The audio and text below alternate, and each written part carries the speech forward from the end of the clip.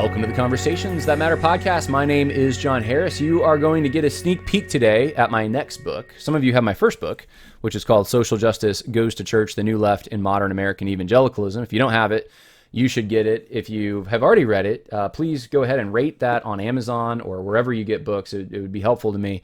But I'm offering it for $15. You get an autographed copy. You can go to socialjusticegoestochurch.com or worldviewconversation.com, and you can find it there and order it. And you'll get an autographed copy, like I said, for $15.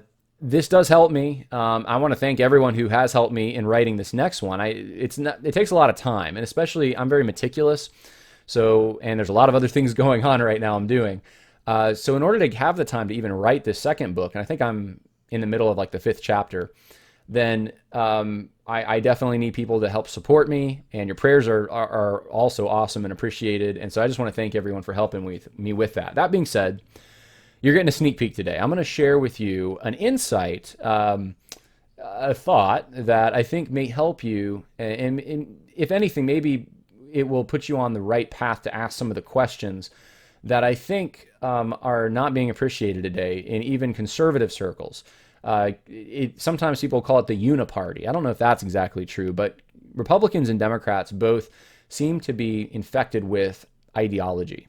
And because of that, I think of the quote by Robert Louis Dabney in I think it was the 1870s. He said that American conservatism is the shadow that follows progressivism on the road to perdition. I'm paraphrasing. Why is that? Because it seems that that's true. Why is it that conservatives, they'll fight something, they lose, they cave. That becomes part of their platform now. They fight something, they cave. It becomes part of their platform now. If you don't believe me, look around you. See how many rainbow flags Republican groups were putting out there on their social media. Look at even what's happened in Canada with their conservative party. If you want to view into the future, we're not going to be arguing about single-payer health care. Conservatives, quote unquote, are going to be arguing how best to manage single-payer health care. We're not trying to get rid of the Department of Education. We're trying to, be the ones to manage education better instead of returning it to the states. And of course, there's voucher system, things floating out there and stuff. But by and large, they're not constitutional remedies that conservatives champion. They kind of follow that shadow. It does seem to be that way. And one of the reasons for that, I think, is ideological thinking. And so I want to share with you a portion of my book with you where I talk about this a little bit. I also want to start off, though, with something else. And I think it'll give us a little better of an understanding, a foundation to approach ideological thinking, because I can illustrate it better if I start with this post. This is a post that I made on my phone. I was probably at the gym or something, and so that's sometimes where I'll make little posts. And I just put some thoughts in there about conservative values in the family and culture. And I want you to hear this. And I want to give you some analysis, some thoughts that I think will help you be able to recognize ideological thinking and be able to understand what true conservatism is, at least one aspect of it. So this is what I wrote on June 8th at around noon. Conservatives value their culture as an end in and of itself, not as a means to one. They don't justify their love of place and people on abstract grounds. For example, they never say, I love my culture because of the ideas it produces. Or, I love my culture because it accomplishes equity, diversity, and inclusion. They would never base their love for family on these reasons. And they understand culture is an extension of family. Can you imagine? I'm just going to take a break here. Can you imagine saying that about your children or something? I love my son because of the ideas he produces. I love my son because of how equitable he is, or how diverse he has made the environment under which he has authority. It sounds funny because no one would ever do that. They love their son or their daughter because it's their son or their daughter. There's a relationship that exists there that's actually it's God ordained, but it's based on these. It's a natural relationship. It's a even if your son goes off the deep end, you still love your son. So let's keep going here. Families are imperfect, and so are cultures.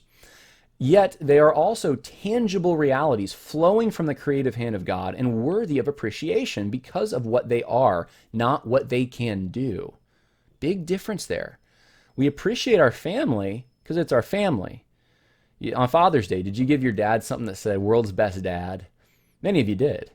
Is he really the world's best dad? Did you run the test? No. You love your dad. To you, he's the best dad. Even if he's imperfect, which all dads are, you love him. Even if you know he's not the greatest dad, you still love him. And that's the difference here.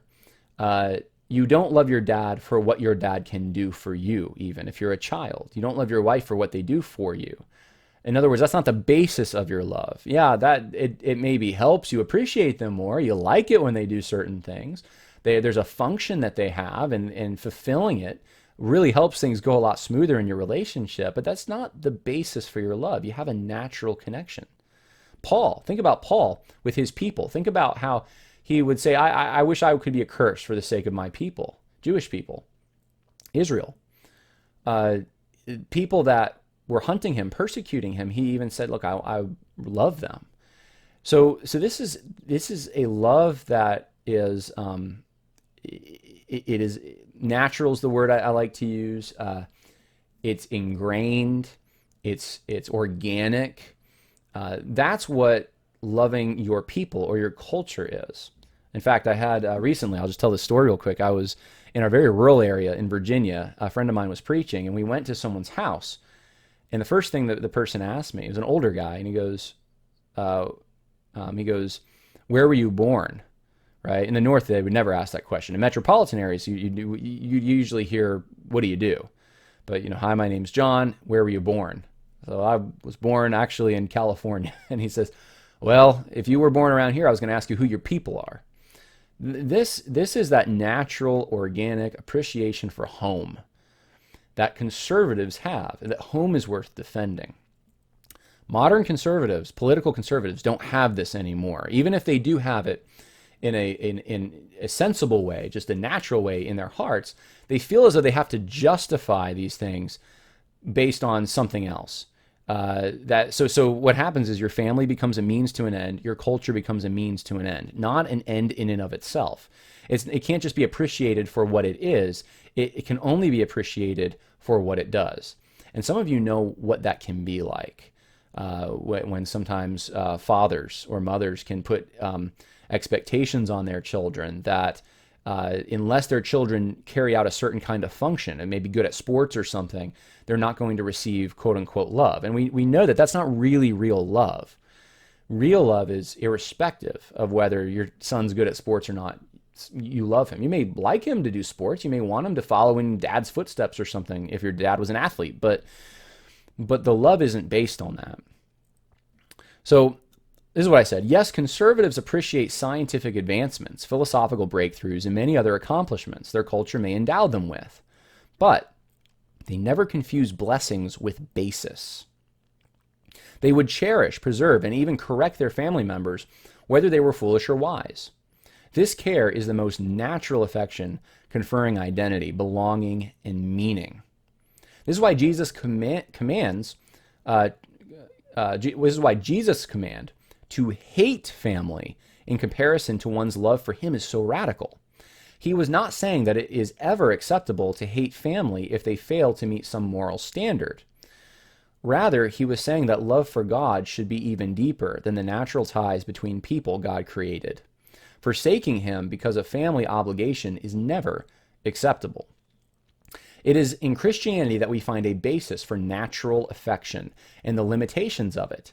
It is in conservatism we find a willingness to preserve these natural social bonds in the face of artificial forces that seek to corrupt them.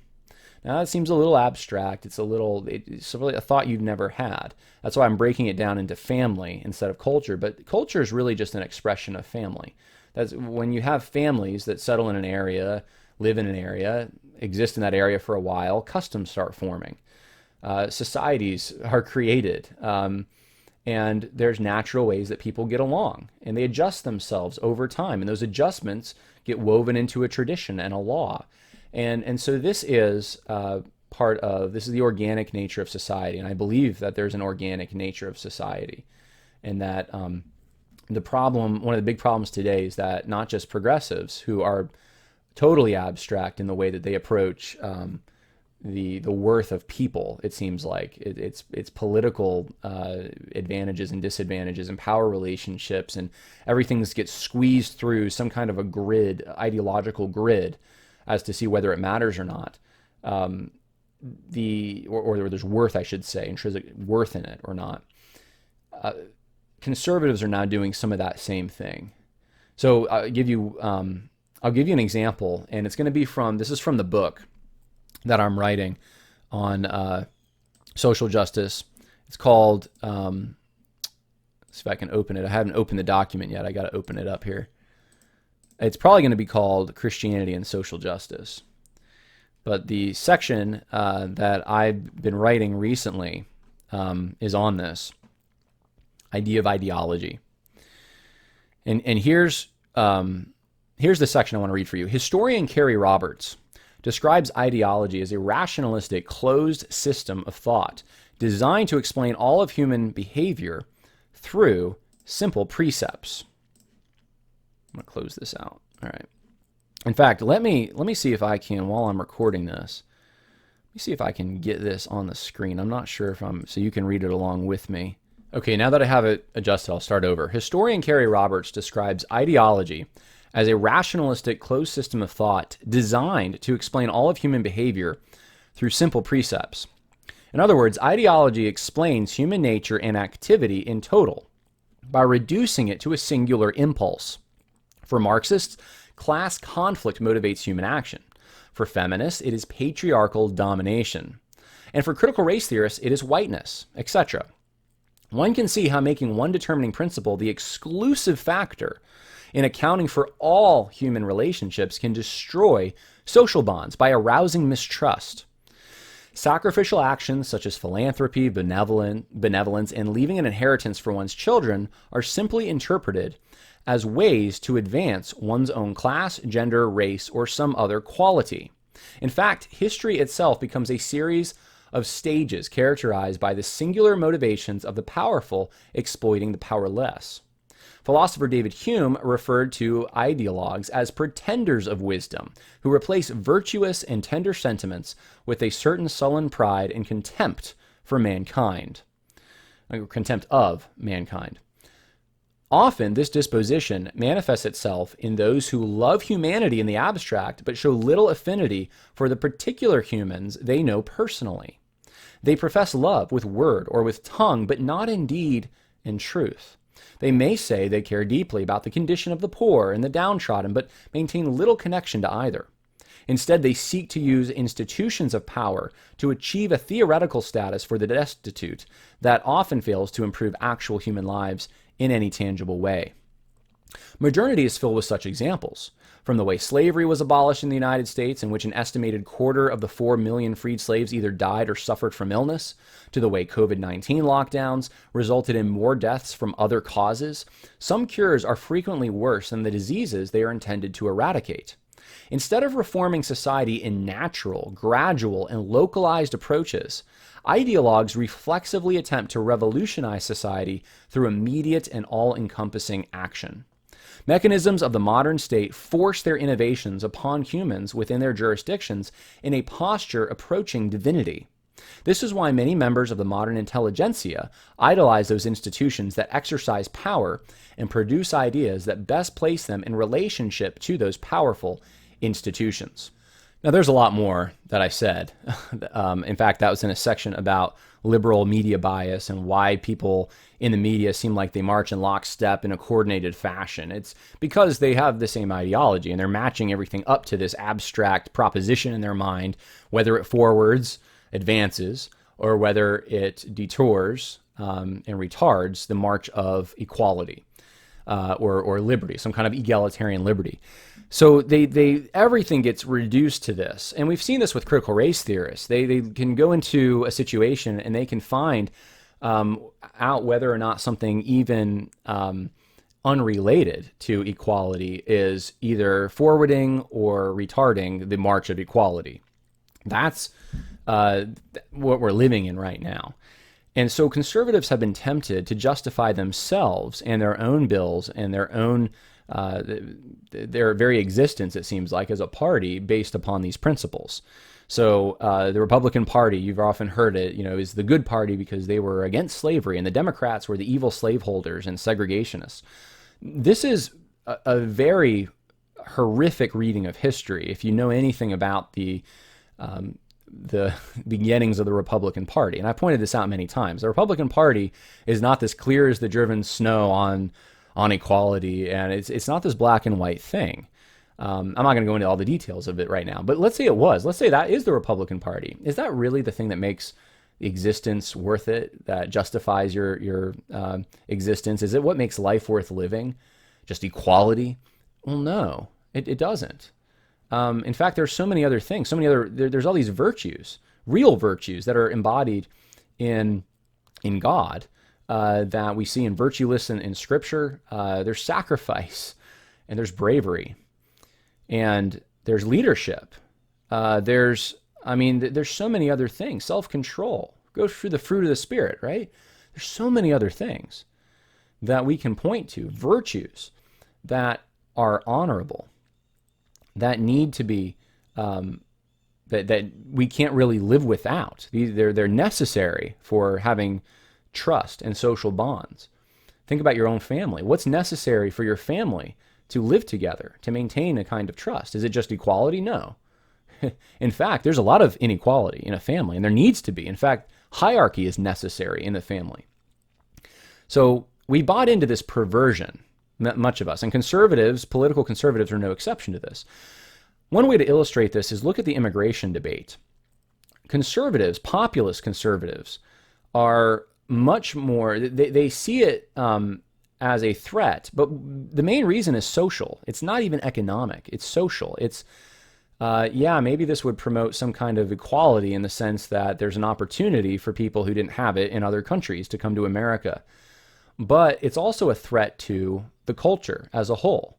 It's a threat to the values that build trust in social bonds. It's a threat to not just jobs, and but jobs represent a way of life. It changes the demographics of an area so that English is not even the primary language that's spoken in some areas. And there's a whole host of things that we could get into, but it's a cultural threat to just allow mass illegal migration. And this is viewed as racist, as not promoting equality by the other side. Conservatives, though, political conservatives that are in high positions, they have a hard time dealing with this. And I've seen the waffling. I've seen how hard Trump was actually someone who was able to lead a charge on this, and he didn't use these abstractions. He just it's not good for us as a people. That's all there is to it. It's not healthy for us as a people. Why? He didn't have to justify it based on some financial thing. He didn't have to justify it based on equality, inequality. All he had to do was saying it's hurting the condition of our people. Condition, not status. Status is everyone's equally poor. Condition is, some people are going to be here, some people might be here.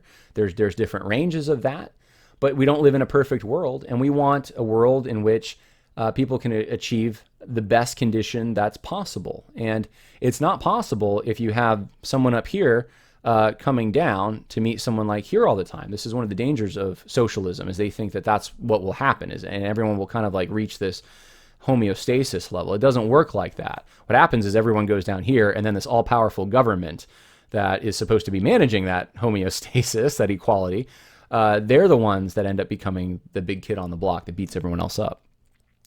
Anyways, I digress. The things that make life worth living are not equality and egalitarian understanding of liberty. It's mom's apple pie.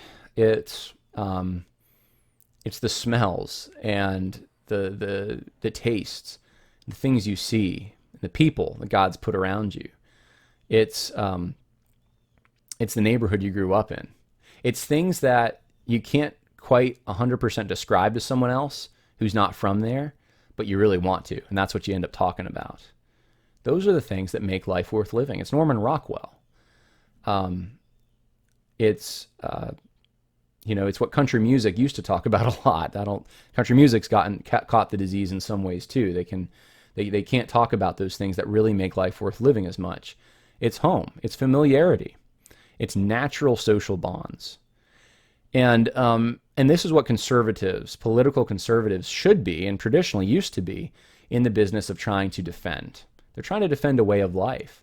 They're trying to defend home against forces that would disrupt it, against forces that would encourage mistrust, that would break apart social bonds. So that's just something that I wanted to put out there. I hope this helps you think through some issues.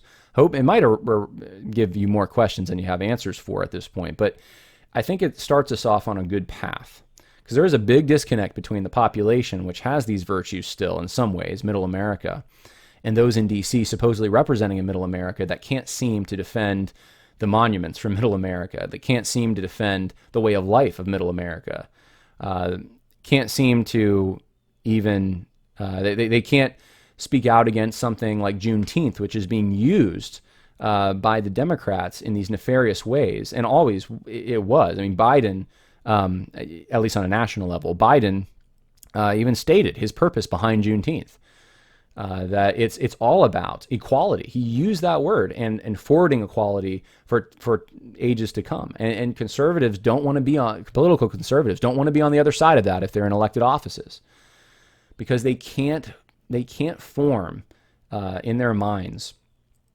they can't comprehend what actually matters, I think, sometimes. And they can't articulate it. They can't sometimes do both. And saying, look, here's the on-the-ground effect that doing this will have.